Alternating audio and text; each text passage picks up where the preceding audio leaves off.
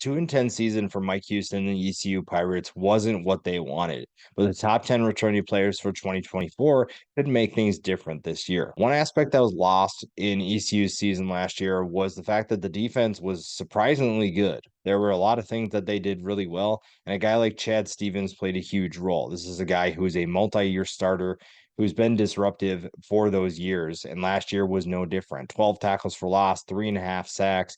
Again, this defense was fairly decent at times. I think obviously you play certain teams and that's going to cause some frustration, create some challenges that you're not ready for. But at the same time, this is a group that I think can compete with a lot of teams in the AAC. Again, this is a conference that isn't getting more difficult. I think it's getting easier, but the fact that he went 2-10 last year means that things have to change. Now, obviously, he made some changes. Mike Houston obviously on offense, you change the offensive coordinator, so you're hoping that changes, but the defense should be just fine. Again, when you look at some of their performances, they played really well against certain teams.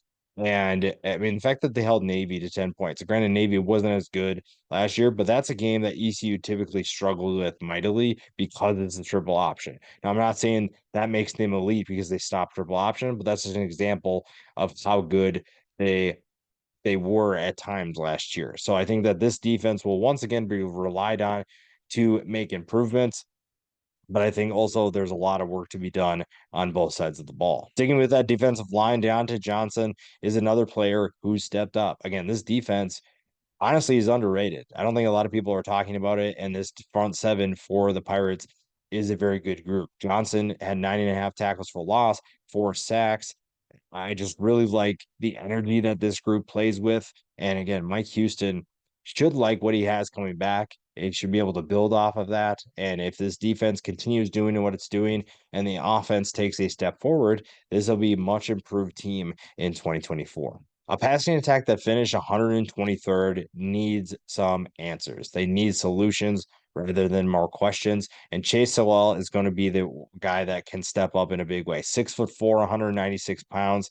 When you look at what he did last year, 622 yards, 13.2 yards per catch. He's a big target that will make life easier for whoever wins the quarterback battle. The quarterback position was we expected it to take a step back, but I don't think anyone thought it would be that much of a step back. Losing Holton Ahlers was always going to be hard, and the talent they had at wide receiver obviously needed to be replenished.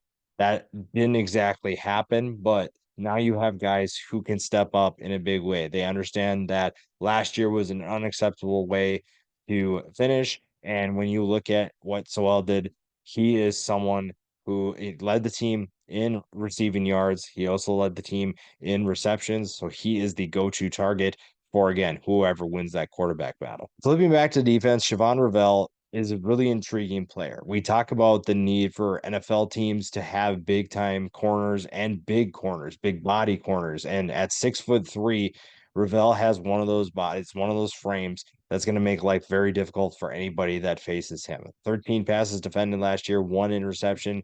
Teams may not challenge him as much this year, but he is ready for that challenge. His group finished 58th in defending the pass last year, and he's a big reason why. Now, the other guy that's going to line up out on the opposite of him probably gets more attention because they know that Ravel is not going to be able to give up a ton of yards. He is a proven player who knows how to potentially shut people down. So teams probably will go look at the other side of the field, but Ravel is a very fun player to watch. Gives them a big frame that's going to make a lot of plays for them this year. Raji Harris is somehow still in college, and the rushing attack needs help in a bad way. This group finished 112th. There's a lot of hundreds when you look at the ECU stats from last year, and that is not going to get the job done. Again, if the defense continues doing what it's doing, it's probably not going to matter if the offense doesn't reciprocate and doesn't take a step forward as well, because this is a group that was very bad last year. They struggled mightily to move the ball down the field. They struggled to put points on the board. And again, the slightest improvement makes this group better. Now, Raji Harris is a proven player who knows what it takes to be successful. Now, last year and the year before, you saw maybe not his best performance, but we know what he's capable of doing. And when you lost a guy in Keaton Mitchell, that obviously hurts. So finding a speedster that can maybe complement what Harris does really well is probably going to open things up. But you have a guy returning that has the experience. He can get everybody else on board. And if that rushing attack can take a step forward, then maybe the offense as a whole can get better. Back to defense, Mike Edwards III is the leader of that linebacker group. Again, this front seven could be really fun for ECU. Edwards is former Georgia Southern transfer, a good player for ECU in his first season with the Pirates. 61 tackles, 8 tackles for loss. I really like this ECU defense. But mostly, I think a lot of people are just glazing over them, and it's easy to see why when you go 2-10. But this is an ECU team that has some talent that could command a lot of attention. Edwards is another player that's going to be a steadying force. While the defensive line does its parts, Stevens and Johnson are going to be difficult players to block.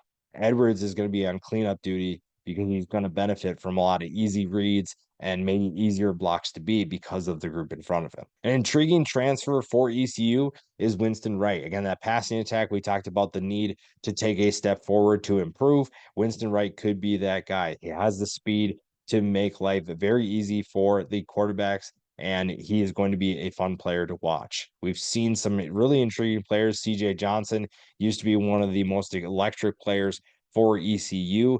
He is now gone. So Winston Wright could be a guy that steps up and maybe fills that role. Does he find a way to make explosive plays? Can ECU get him incorporated and find chemistry early? If the answer is yes, again, this offense will be much better. Now we get to the guy that everyone is curious about, Jake Garcia, the former Miami transfer, the former Missouri transfer, comes to ECU, and Pirates fans are hoping that he is the answer to their problems.